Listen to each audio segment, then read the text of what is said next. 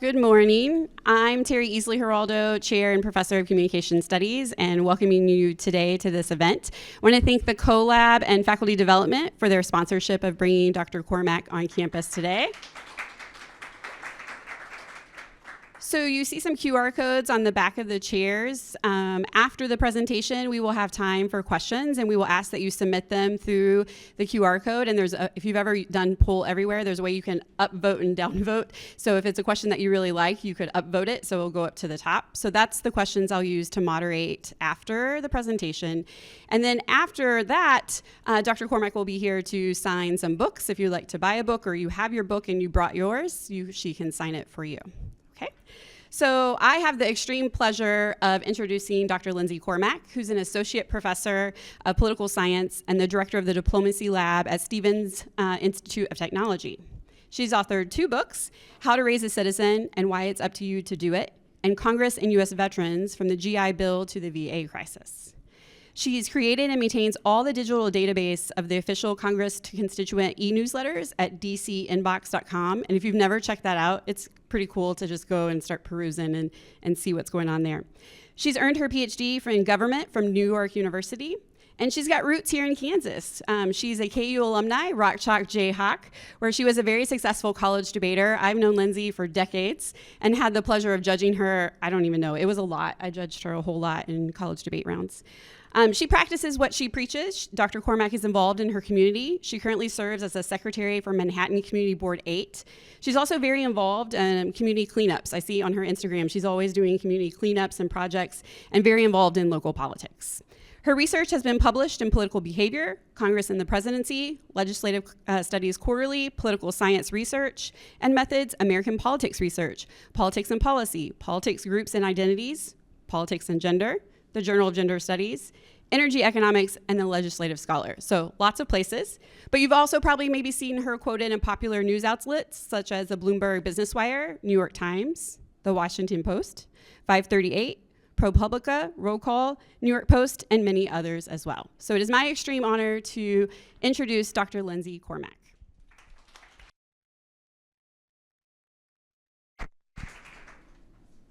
Thank you, Terry. We're on, yeah, thank you. And thank you all for having me today. And I'm so appreciative that you would come out on a Monday morning and learn a little bit more about politics. Because I know for most of us, it's like, oh God, we can't avoid it. It's everywhere. So I appreciate you coming here, and I'll look forward to your questions, because that's always my favorite part of this sort of thing. All right. Before I get into this, I want to tell you who I am. So I've been on sabbatical for the whole last year. I'm an associate professor of political science, and I've taken this time to do 2 sort of interesting things. One is sometimes I set up in New York City with this little sign that says, will you chat with me about politics for 3 minutes? And then I also have these shirts that I wear that say, let's talk politics, in really big font, and I'm willing to do it with whoever. This has been a way for me to know individual politics, just like one-on-one conversations with people, and it's sort of rounded out how I think about politics.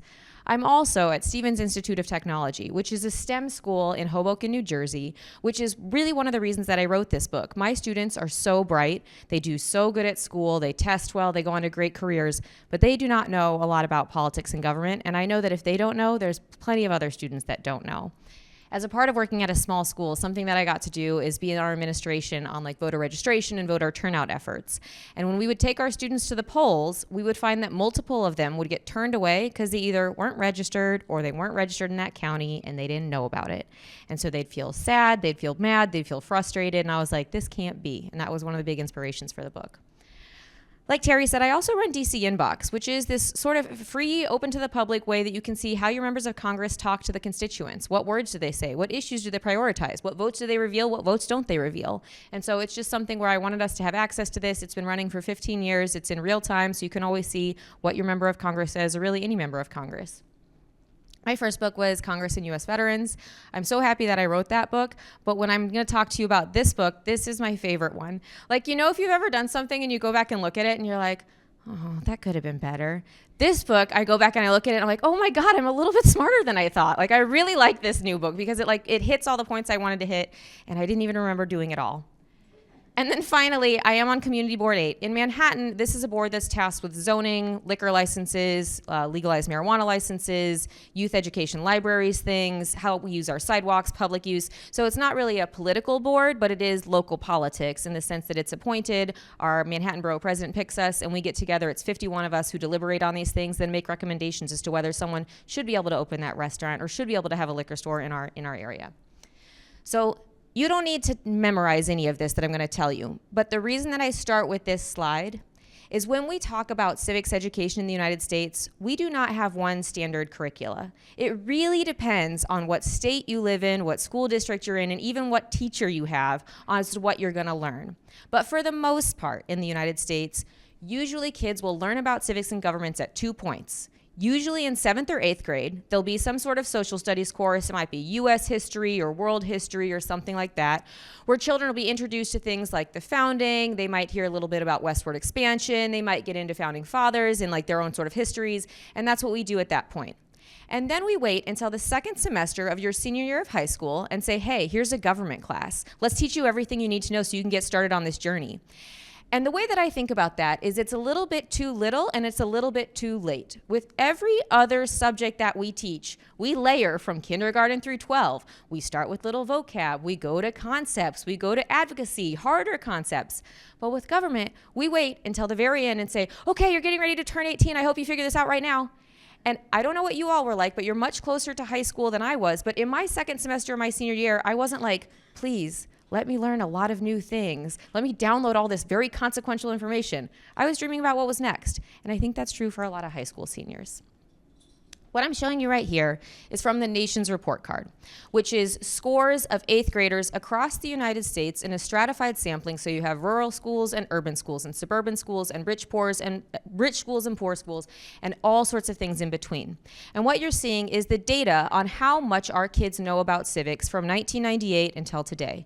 And what you'll notice is this blue line is pretty much the same. We get up a little bit and then we come down here. And the benchmarks that you see here is the very basic level that we would say, do you know enough? The proficient level, which is yellow, and then the really good level, which is green. So we are not doing this, and we know this, and we have indicators of this. What I'm gonna show you next is probably a little bit worse, which is the AP US government scores on US history, or excuse me, on US government. It sits right here. It's at the very lowest part. And you have to get a 3 in any AP test to get any college credit on it. And on average, throughout the United States, people who take this test do not get a 3. And despite the fact that nearly everyone who takes this test is going to live in the United States for the rest of their life, they're going to be US citizens, they're going to participate in our politics, they can't get a score that is enough to say you have mastery of this subject. Whereas if you see the things that we do really well on, it's like Spanish, calculus, Chinese. Sure, those are great skills, but everyone needs this one, and we can't do it. This next piece is one that's taken from Instagram, but it's updated for 2023, and you'll note that AP government comes down to 37 out of 38 AP tests administered. So we are not getting this content across in an effective way. And part of the research that I did for this book was looking at curricula choices around the United States, looking at test scores and all the different ways that we cut it up. But also I had 6 research assistants and we interviewed teachers in nearly every United state.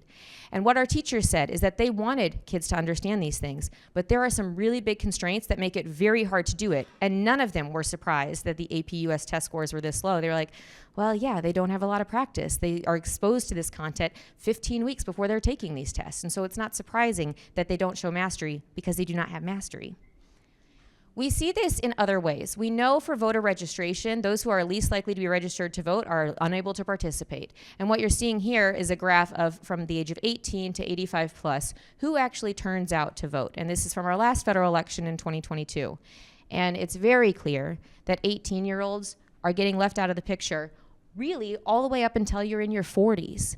And so there's this big game of catch-up that's being played in our politics where it can't reflect the voices of young people because they can't participate. And this is not for lack of wanting. We had national surveys that are just talked about in the book that say, 77% of people who are 18 to 24 care about politics, want to get involved, want to know how to do it.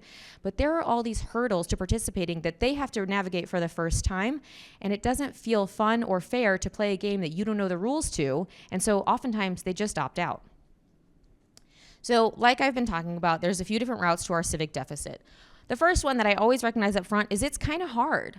Local politics are different than state politics, are different than federal politics. And the way that we teach it is we usually just focus on federal politics. In school, you'll learn there's the president, the Congress, Supreme Court. It seems like it's like a rock, paper, scissors, checks and balances things, the end. But there's so much more to politics. And if we don't have an opportunity to talk about that, it's not surprising that we don't know it. Also, we do have this tradition of not talking. And this is something that happened in our interviews with teachers, but also when we spoke to people generally about what politics meant to them. More so in the Midwest than on the coast, we found that a lot of people had a taboo around talking about politics, where they thought maybe it sits in that bucket of sex or drugs or religion or money, where if you bring it up, it's maybe going to make someone uncomfortable, so you don't talk about it. That tradition does not help us. There is nothing that gets better if you're in a problem setting by not talking about it. If you've had a medical emergency, you understand the best thing to do is seek an opinion, seek a second opinion, go figure out from someone who's had this surgery before, whatever. But you have to be willing to have these uncomfortable conversations, and that's a problem throughout the United States. We also have this problem of really hating politics, which is this idea that everyone in politics is a liar, they're all in it for themselves, the system is rigged, it's all cheating. When we have that sort of narrative, it's not surprising that our kids are I don't care to do more of that, or I don't want to learn more. And when we ask kids, as we have, Roper's asked them for decades, what do you want to be when you grow up? They used to say things like the president. Does anyone have a guess as to what the number one thing is kids want to be now? Tell me. That's right, content creator, YouTuber. I want to be on TikTok. I want to be a personality online. So, I think this is kind of sad. I think we should want to be leaders. I think we should want our communities to feel better, operate in a more healthy way. But we are not giving our kids the opportunities to aspire to that if we shape the way that they dream and we tell them these dreams are negative. These people have bad careers, or they have things that you don't want to go be. Kids also get this message in a variety of ways. So when we think about how we talk in front of our kids, they learn by what we do and what we don't do, but they're also learning from media and negative environments that are online, either in their entertainment spaces, sometimes in their literature. And oftentimes, when we look about how characters of government are represented in these things, they're usually like a mayor figure. It'll be someone who's like a bumbling doofus at best, or they'll be out to do harm to their city at worst. And so they are getting these messages, whether or not we're going to do it. And I think parents have we should have an urge to say, you know what, let's check a little bit this. Let's figure this out in a way that they can see positives. Finally, and this is what I'm going to go into detail in next, is it's very hard to get this done in schools. It's not that I don't think this can be done in schools. It's not that I think this shouldn't be done in schools. It's just that there are some really big structural constraints to getting this sort of work done in schools right now. Here's what I mean by this. First is state legislatures. State legislatures around the United States are fiddling with what people can and cannot talk about in schools. So sometimes it's like these entire subjects are off limits, or this entire framing of a subject is off limits. And you can argue with whether that should or shouldn't happen in schools, but for the purposes of my argument, it does mean that teachers sort of have looking over their shoulder feelings of like, what is it that I can and can't do? And so it inhibits sort of a free discourse where they can teach people all the things they need to know.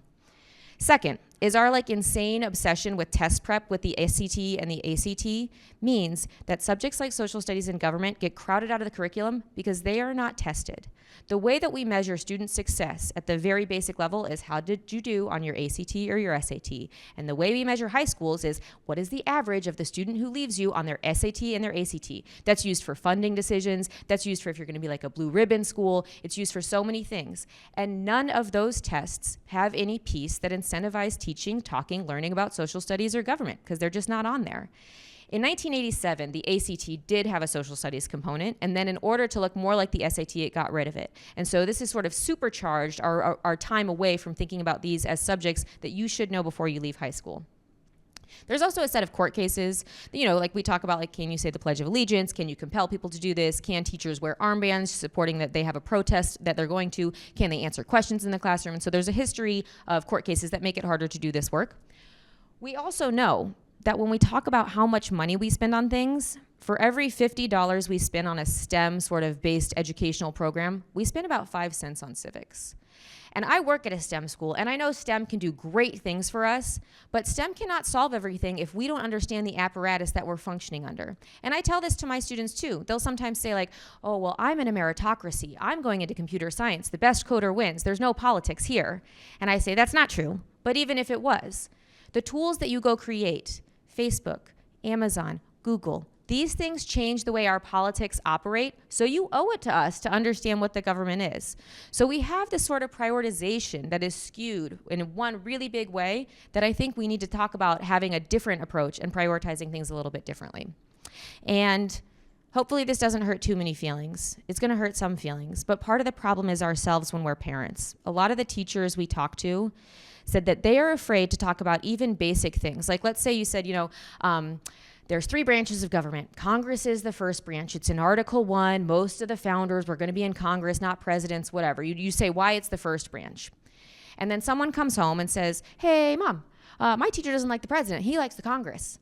Well, then that person then inflames a Facebook group and says they're acting out against the president, or emails the administrators, emails the principals, badgers the teachers themselves. And they're like, you know what? I'd rather not talk about this. And it's not because they don't want your kids to know. It's because the incentives make it really difficult to do so without them getting blowback in the first place. And so part of this book is one where I say, okay, parents, this isn't feeling or functioning as good as it can be, but we are part of the problem. And it's not really finger waggy or scoldy, because a lot of us were raised in times where our schools were actively deprioritizing civics. So what I argue is that parents can and should be our agents of change for this. Our kids look up to us, and despite the fact that many of us were raised in households where we didn't talk about politics, or maybe it was bad to talk about politics, we're the adults in the room now, and we have to change this. And for the younger people who are here, you're the ones who get to do this work too, because you're the ones who get to say, you know what? I will learn about politics. It is actually cool to learn about politics, because then I can affect the outcome of my life. Whereas, if you don't, you just sort of say, whoever else is taking care of this gets to make the decisions. And it doesn't seem like it's working out well for a lot of us. Children also do politics. If you ever watch kids like on a playground, they are determining things. They are making rules. If you watch boys who play games online where there's you have to gather resources, then you have to make alliances, that is politics. You are making decisions. You are having ideas that you think is good. You're trying to compete with other people and say, no, here's why you should agree with me. Kids do politics. They're also really curious about politics. Like we said earlier, there were 77% of our people that we surveyed that said, yeah, I'm actually interested in this. I just don't feel like I have the right sources to know enough. And then also in that survey, we found that 25% of students who are 18 said they had had a conversation with their parents about politics. Only 25, which means there's 75% of our kids who've never had these intentional conversations, but they are curious. They can do this, and they do want to learn more. Like I said earlier, no one likes playing a game that they don't know the rules to, and things can only get better with more attention. So I think parents are best served by doing this. I also know that everyone wants their kids to be as powerful as possible. Everyone wants their kids to be rooted in their system. They want them to be able to get the outcomes that they want.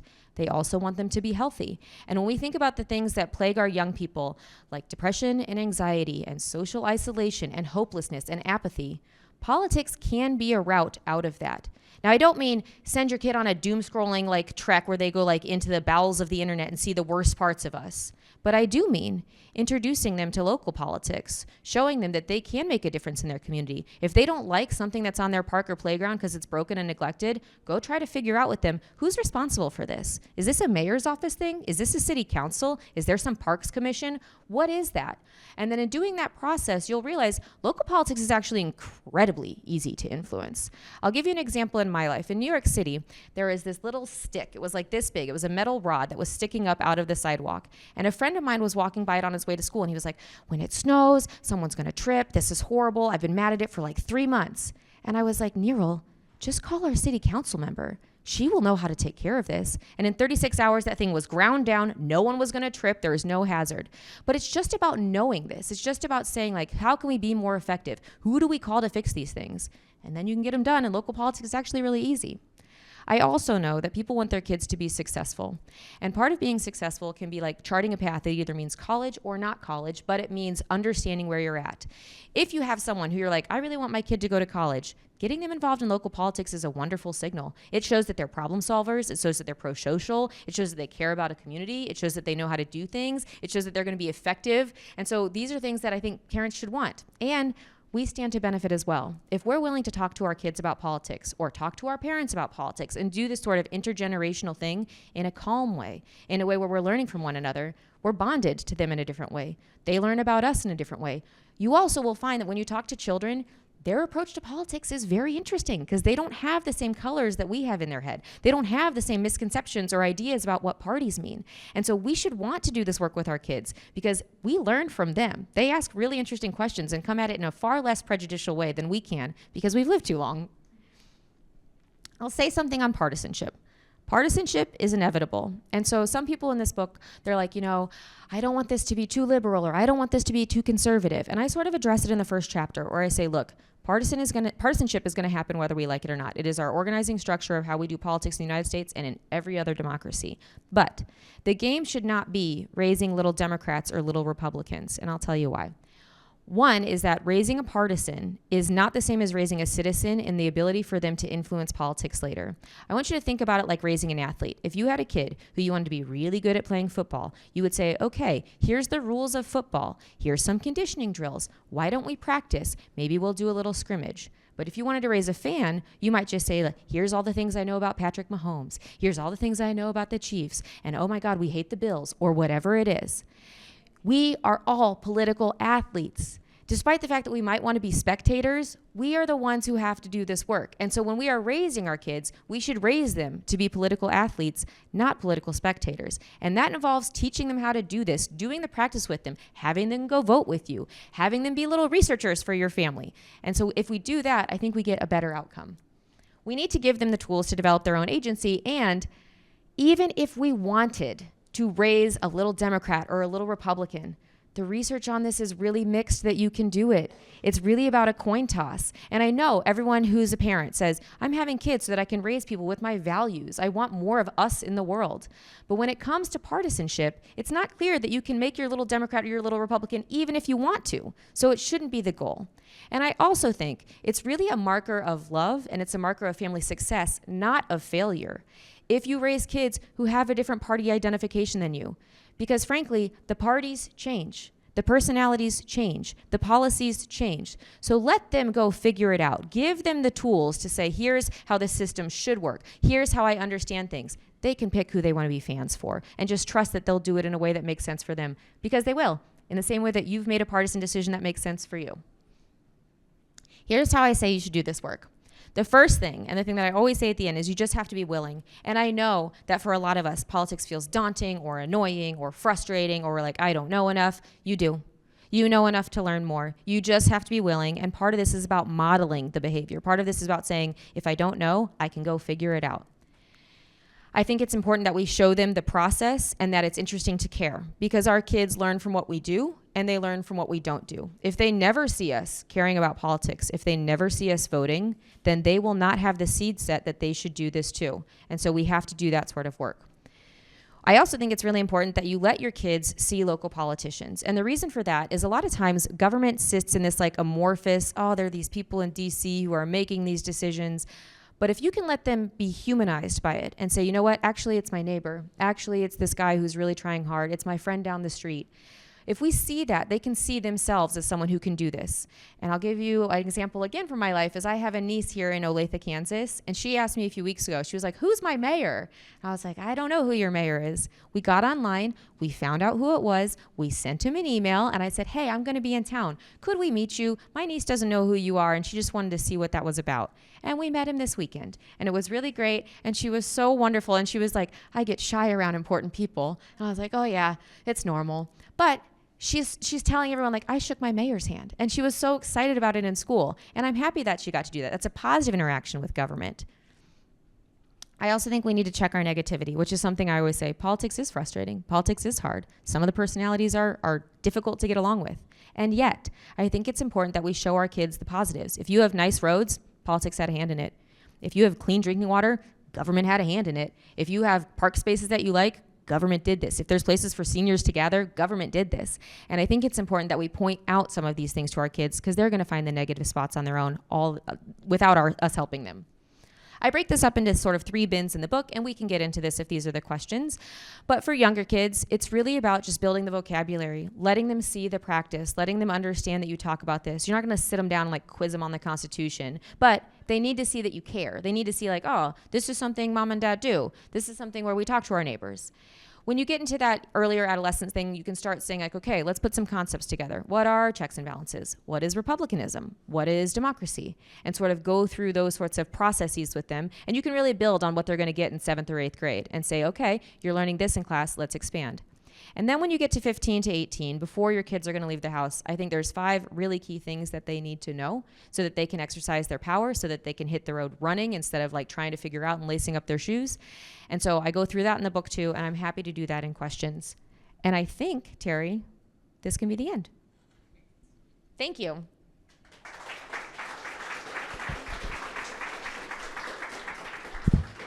All right, we're going to get set up for questions. The QR code is how you will submit questions. And I forgot, I'm sorry, Jody, that there are cookies. So don't forget cookies and coffee later if you would like to do that. So while we're waiting for our first question, because I don't see one in yet, you wrote this book last year. And, you know, our last couple months has been adventurous, to say the least, during our presidential election. What would you, if you were writing the book right now, would you change anything? Or would you perhaps highlight something in the book if you were writing it in the context of kind of what's been happening the last couple months? This is a question I haven't really considered. Would I change something now? I have considered, like, what have I learned since I wrote it? I did not write this book to be a book that was like, how do you get through this election? I wrote this book to be like, we are going to have a problem here until more people understand this. Here's why we have this problem. Here's how we fix it. And so I don't know that anything that has happened in the past year would make me say like, ooh, I shouldn't have put that in, or, oh, I wish I put that in. I think a lot of this can kind of be folded into the understanding of what's in the book right now to say like, oh, it's surprising that some of this stuff has happened, but the more you understand the system, the less outraged you'll be by it, and the more you'll be like, oh, okay, yeah, I expect that. We have a question. In the book, can it help become a better leader?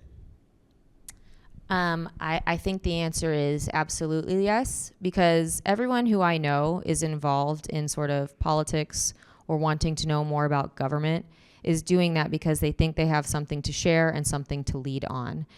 And so whatever sort of like route you want to take, if you wanted to go to business, if you wanted to go to education, if you wanted to go to medicine, the ability for you to lead is always buffered by understanding the systems that underlie whatever you're doing. And so I think knowing more about government can build that capacity as well. We currently have no questions. So come on, friends. You can. I know, I see some of you typing, so I think maybe you're typing. Oh, here we go. Just as I said that. See, it all happens. So partisanship, you talked about this a little bit. How can we work on the political biases that educators may display when teaching young audiences, causing a skew in beliefs rather than raising a true citizen? Yeah, this is a great question, and this is something that I sort of field anytime I talk to parents. And it is barking dog hard. It is hard, but I'll say a few things.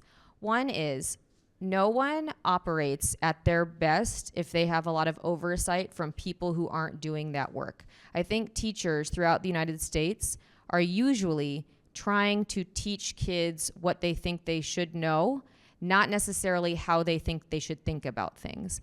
I understand that people do have different experiences here, and even myself, I have a daughter who comes home and says, I don't think my teacher should have said this about the president. And so she'll say that to me, and I'll say, oh, I think I probably agree with you. But they are people, they have opinions, and I think if you do have something where in a classroom setting, your child reports that like, oh, my teacher said this or my teacher said that, I think the best thing to do would be to talk to that teacher directly instead of going over their head and saying to the principal, I think they're indoctrinating my kids. I think they're brainwashing them. I think having that discussion with the teacher is probably the better first step versus going to your group chat and saying like, can you believe Miss So-and-so did this? I'll also say that when we think about how to teach these subjects, it seems impossible to do it without partisanship, but it is not. One of the best compliments I ever had in my first year of teaching was a student who, you know how you get these assessments at the end that are like, what'd you think of the class, whatever. One of them was like, well, I think Professor Cormack is a Republican because she said this, but I think she's a Democrat because she said this, and we just can't figure it out. And a few of us have been going back and forth, and I know you don't need to tell me, but if you would, that would be great. And I was like, oh, that's actually a supreme compliment, because like, sure, there's pieces of every sort of partisan viewpoint on these things that matter. There's pieces that make sense. There's pieces that like probably are right or wrong, but I think it is possible to do this.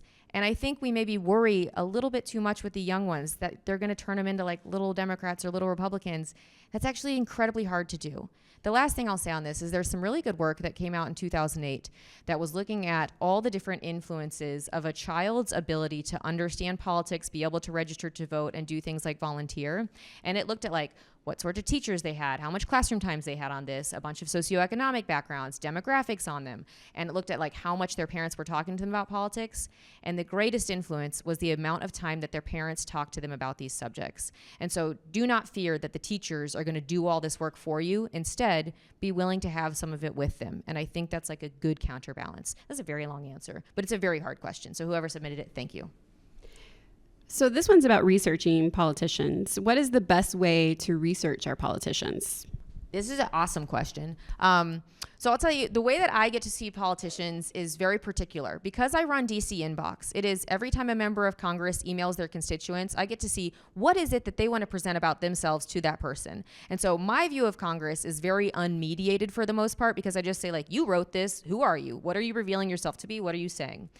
I think when you're trying to figure out if you like a politician or not, go straight to their stuff. Go see them unmediated. They will have YouTube stuff. They will have podcast stuff. They will have Instagram stuff. They will have Twitter stuff, whatever. Go see who they are. Instead of saying like, well, when I watched this on the news, they said this about them. Or, oh, when they did this snippet, it's what they said. I think if you go see them for how they want to present themselves, you can trust your internal barometer. Do I like this or do I not? And that's something else that I recommend if you have kids in your house who are like at 14, like 14 to 16, and you're trying to like get them to practice this. For some of your local races, you could say, hey, we have an election in a month. I don't know anything about these candidates. Can you be our family researcher and go figure out a little bit about them? You can do the same on your own, but it's nice to give them the agency and the practice of like, how do I figure out who I like? And they might come to a decision that's different than you, but they're getting the practice of assessment. And if you say, oh, how did you do that? And they say, oh, well, you know, so-and-so in class said he really likes this person. That's not going to happen about local politics, but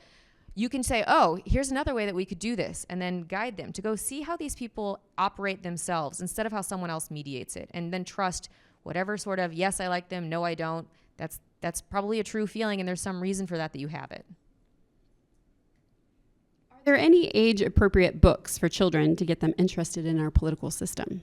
This is a great question. I will tell you on my website, howtoraiseacitizen.com, I have a list of resources like this, but I'll tell you one that I really like, which is One Vote, Two Vote, I Vote, You Vote, which is in that same sort of like Dr. Seussy, like one fish, two fish, red fish, blue fish. And I read this to my college students. We read it out loud. And I say, why don't you stop me if there's something on this page that you don't understand? And we stop a lot because it talks about things like primary elections. And a lot of our students do not know about primary elections. They maybe understand the presidential primary, which is unlike any other primary, but for most of us, primary elections are where our competitive elections happen. And I know that's true in Kansas in a different way than it is in New York. In Kansas, usually your competitive election is going to be in a Republican primary. And part of that is you have a closed primary system, and that's who's going to win that race come general election because registration looks that way. In New York, it's the opposite. In New York, our competitive election is in the Democratic primary because registration is far more Democrats, so the general election, they win. So I think, that was getting into that, but it is primaries, one thing. Redfish, blue, or One Vote, I Vote, One Vote, Two Vote, I Vote, You Vote also has stuff on like, what is a gubernatorial election? Our kids are like, I don't know what gubernatorial means. And it means governors. It means state election for the executive. That's a really great book. And I think, the best way to do this is probably just to go to the website, see the resources. There's plenty of different people who have done this, but I'll also say in that question, the idea of like, hey kid, read this book. It's much better if you say like, let's do this together. And you're willing to have that back and forth. Because sometimes I get a variation, which is like, what online resources can I push them to? And I'm like, you are the resource. You have to be the resource. I'm sorry that it takes a little bit of your time and your effort and your energy, but we have tried a lot of this, like, let other people figure it out. If only they can download this app and press the quiz and they'll understand the government. That's not true. We have to do it with them. So the media plays a big role. How can we prevent the media, or what role should we do in preventing the media from shaping our views on politics? Or how should we digest media, perhaps? This is a really hard question. And it's something where when you say media, whoever sends that question in, the media you get is different than the media I'm going to get. It's different than the media Terry's going to get. Because we all really exist in a very algorithmically cut up media diet that is particular to us. And so if you say, like, what media should I trust? I can't tell you. Or if you say, what media should I seek out? It's going to be very hard for you to seek it because the algorithms are going to give you the stuff that's going to make you feel good, that kind of comports with your ideas anyhow, and is really hard to challenge you. So something that I will say is it does make sense to take a little time to figure out how everyone else is experiencing this, or at least how some other people are experiencing this. And I'll give you an example of something that I do in my classroom.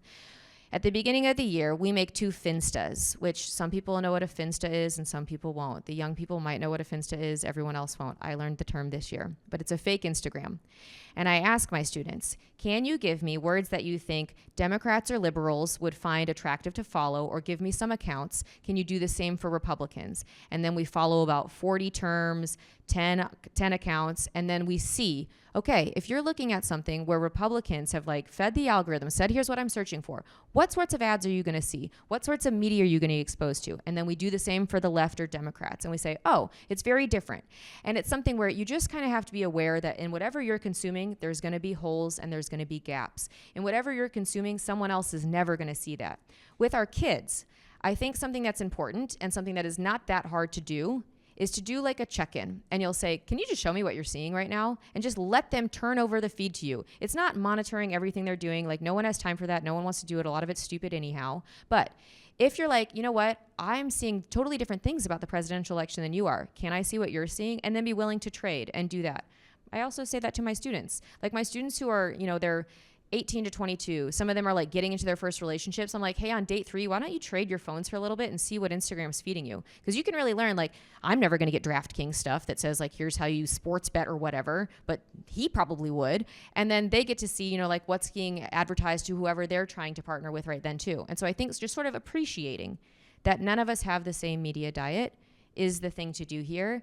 And just getting that awareness and the ability to see other people's versus here's the absolute unbiased, pure source that's going to give you just the facts. It doesn't exist. And it's not going to exist ever, I don't think.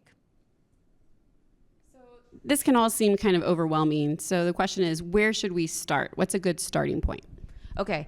Also, very great question. I think thing 1 is just be willing. Okay. So you like told yourself like, okay, I can do this. Thing 2, if you do not know who is your representative in the House, go figure that out. Because right now when I'm talking with everyone, it's all about presidential politics. It's like, who's going to win top of the ticket? Who's going to be in the White House? And then I have to say like, oh yeah, but who's your rep? Like, who do you want to win that race? And a lot of people are like, what? I'm like, well, I don't know. Every member in the House of the Representatives is up for re-election this year too. And when we think about the branches of government, Congress can serve either as a check against a president you don't want or a supercharger for a president that you do want. And so I think those races are a place where right now you can go look and find out. You can also say, if it wasn't an election year and we didn't have that coming, my answer would be something like, go find out who your very most local representative is. And you'll be sad to see the status of what government online infrastructure looks like. It's like you're like in the internet in the late 90s, but you can figure it out. And you figure out really hard things all the time. If you've navigated like health insurance, you know how to like go through hoops. You can figure out who's representing you and then just sort of start there and see if there's something that they're doing that you might want to do. That's how I got into local politics. In New York City in the pandemic, we like didn't pick up trash for a long time and it was disgusting and awful and I hated it and we had rats everywhere and I was like, who's responsible for this? And it was like, oh, well, the very local thing is the community board. They're the ones who get to advocate for how many trash pickups we have. And I was like, okay, I want to be on that. And it was like, how do you get on it? Well, you have to know the Manhattan Borough president because it's an appointed position. You have to show them that you care. You have to show them that you've tried. And I was like, okay. So I spent 2 years building this organization called Upper East Side Mutual Aid Network. And in Upper East Side Mutual Aid Network, we did monthly cleanups of our parks. When snow falls in New York City, the DOT has to do the streets, the businesses have to do the sidewalks, but no one has to do that in between where you cross the streets. And so we did that. And I was like, we can do this if we work together. And then eventually I got on this board, and now I have like much more ability to sort of influence these things. But it took learning the very little basics. What is it in my community that can be better? What can I do to contribute to it? Who's responsible for that? And if you see yourself in that position, go do it. And if you don't, go ask that person for what you need. Be like, I need trash pickups. Can you please do this? So you don't always have to be like, oh, I'm going to be in local politics. But knowing a little bit more means that you know which levers to pull on. It means that you can fix things. You can get things done for your community. And I think that's only beneficial. There's a lag. Sorry. You talked about how 18 to 20-year-olds endure obstacles to be voters and active citizens. What suggestions do you have for faculty to engage these students and help them through these obstacles? Okay. This is very true, and it's something that anyone who's working in a college setting will know. When you first get to college as an 18-year-old, you are learning so many different things. You're like, okay, where am I going to live? Who are my friends going to be? What major am I going to have? And really, for a lot of us, it's not like, am I registered to vote here? But I think, and this is something I tell all the faculty at my school, not just the people who are teaching political science, our mechanical engineering faculty, our chemistry faculty, our physics faculty, our math faculty. I say at the top of your Canvas shell or whatever sort of course management, if it's an election year, say, hey, are you registered to vote? Here's the link. Make it easier for them. Let them understand that you care about these things, that you want them to become adults who know how to work their power, adults who understand their community. I also think it's really important as faculty to get on this early, because a lot of times voter registration deadlines come up so fast after school has started, where students are showing up on campuses. They're like, oh, I'm doing my grown-up life. And it's like, I'm sorry, the window has passed. You won't be able to participate in this election because you weren't registered. That's sad. And that sucks. And it means that you're out of the system for usually 4 years, because it's a presidential election until people get back into it. And so I think faculty have to act really early. I think they have to just like give them the tools to say like, check if you're registered to vote. I also think something that I fight back against, but I hear a lot, everyone's like, I'm going to vote absentee. I'm going to go back home on election day. Sometimes they're like, you know, I live in a swing state or something, so I'm going to do that. This is nonsensical. College students do not want to leave their campuses on a Tuesday in November when it's like midterms or just after midterms to go drive home or mail something in the post office a week earlier to participate. Register where you live. If you are on a campus, that is where your political power is. That is the politics that influences you. That's what affects you. So I encourage people who have people who are coming to their campuses, say like, okay, do you live here? Great. This is where you register. Instead of thinking, oh, for my politics back home, or maybe I'm going to move there at some point. No.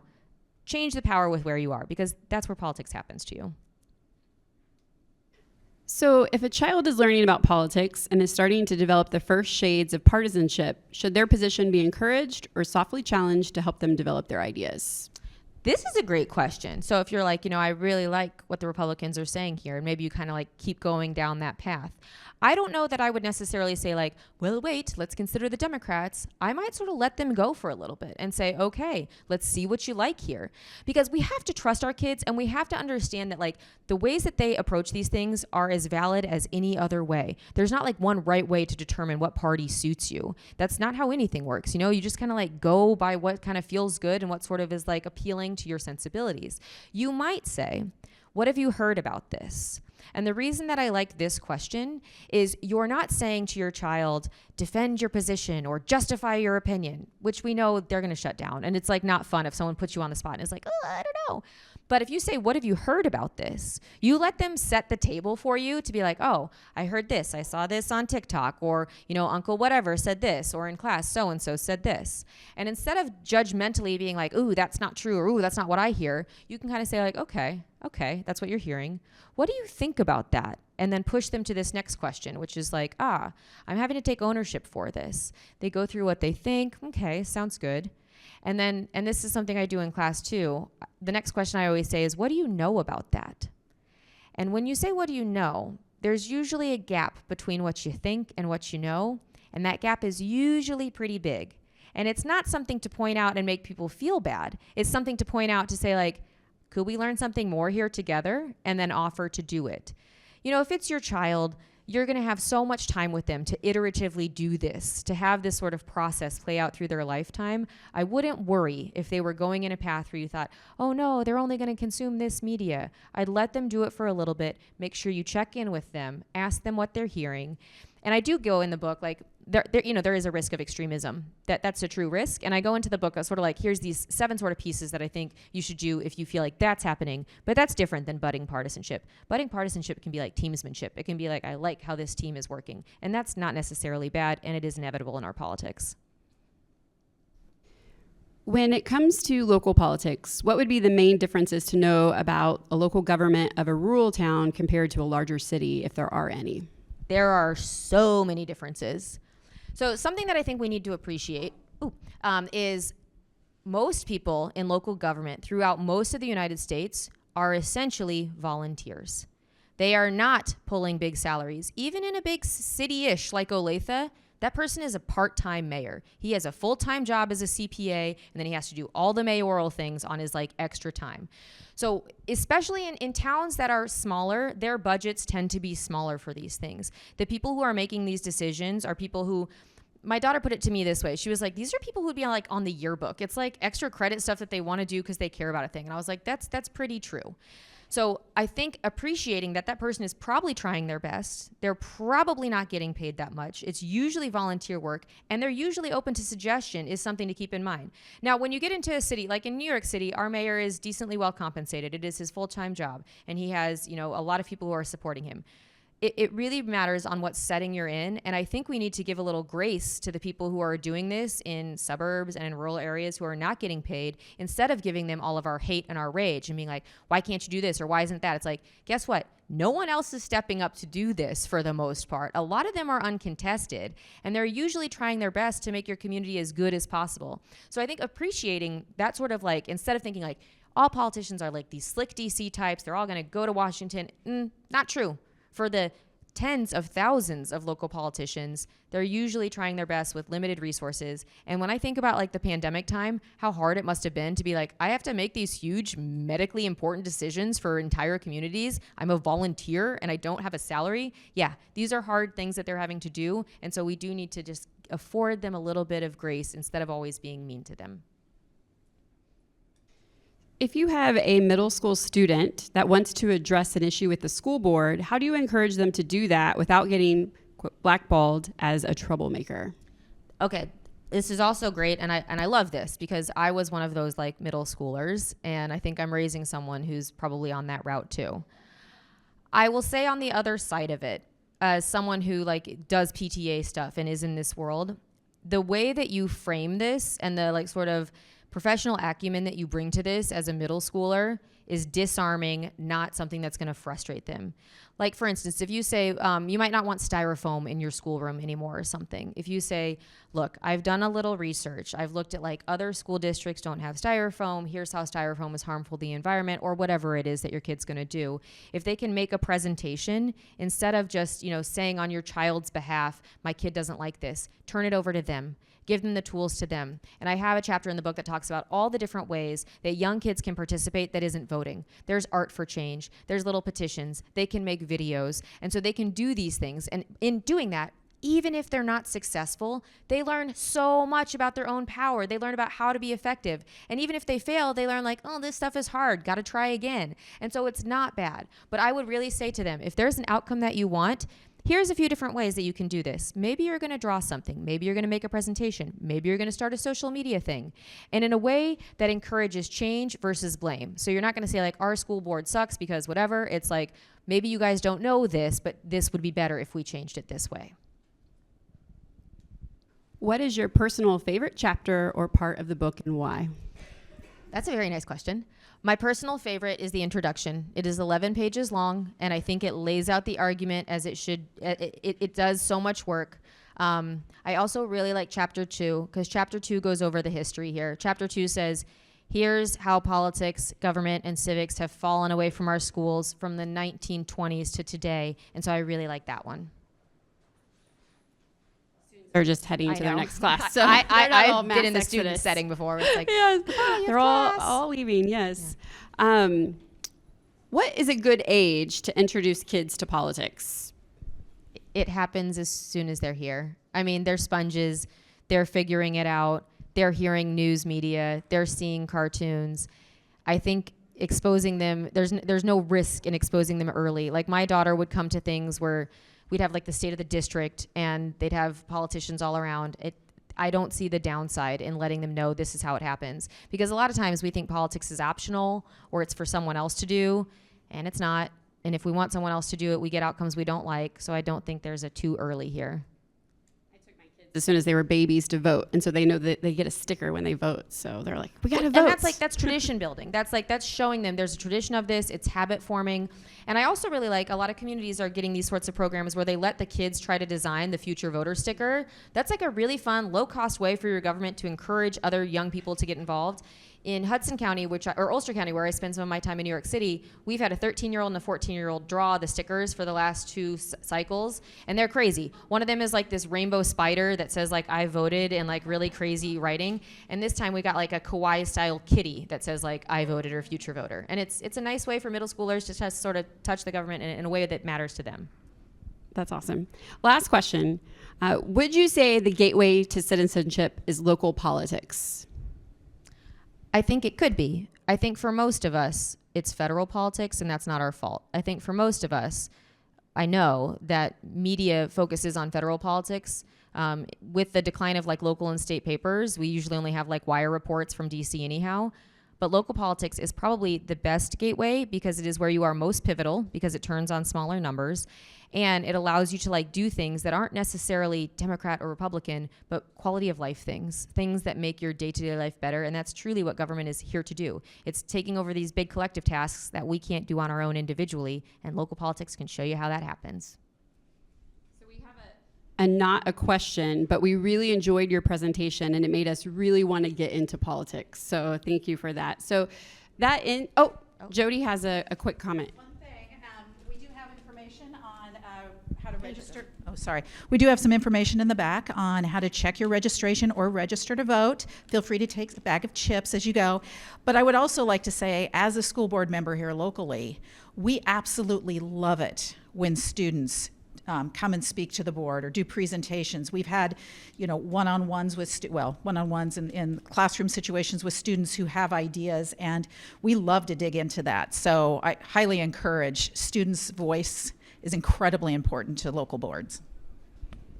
Right, wonderful. Well, thank you all for coming, and thank you, Dr. Cormack, for coming. It was a great joy to listen to you today. Thank you.